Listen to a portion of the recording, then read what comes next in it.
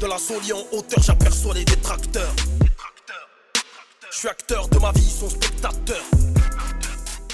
Le rap, il m'a aidé, quoi. Il m'a aidé à m'ouvrir, il m'a aidé à ouvrir des livres, il m'a aidé à ouvrir le dictionnaire. Ça peut t'ouvrir mentalement, psychologiquement, comme ça peut te renfermer en fait. Ça veut dire que tout dépend du rappeur que tu vas écouter.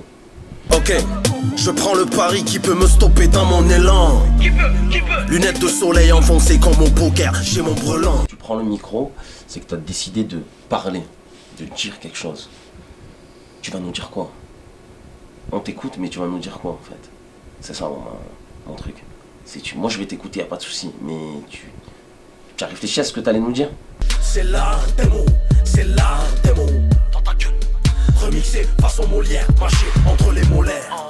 Parce que je sais qu'il y a beaucoup de jeunes qui m'écoutent, donc des fois j'envoie des petites références. Et moi je viens des quartiers. J'envoie Molière, exemple. Manie la langue de Molière. Le minot il se dit ouais, qu'est-ce qu'il me dit, il me parle de quoi? C'est quoi Molière? Pourquoi il a dit ça dans son rap? Dans du rap, tu parles de Molière, pourquoi? Et le jeune il gamberge tout seul comme ça. Et il se dit quoi? Putain, je vais chercher pour voir, c'est qui Molière? Et là, à partir de là, il commence à... C'est pour ça que de temps en temps, j'envoie des références, même hip-hop. Quand j'envoie EPMG, tout ça, les grands du rap américain, les pionniers. Parle-moi de EPMG, parle-moi de ICI, parle-moi de ICI. Run GMC, Rakim, Public Enemy. C'est l'art des mots, c'est l'art des mots. Le jeune rappeur qui m'écoute tous les jours va se dire, c'est qui lui? Pourquoi il parle? Pourquoi moi je parle de... Il va taper, et là il va voir qu'il y a eu des pionniers qui ont combattu, que c'était un combat le rap, c'était pas le bordel, c'était pas que du bling bling comme maintenant, c'était un combat, les gars ils combattaient la ségrégation, c'était un truc sérieux quoi. Et là le minot, il apprend.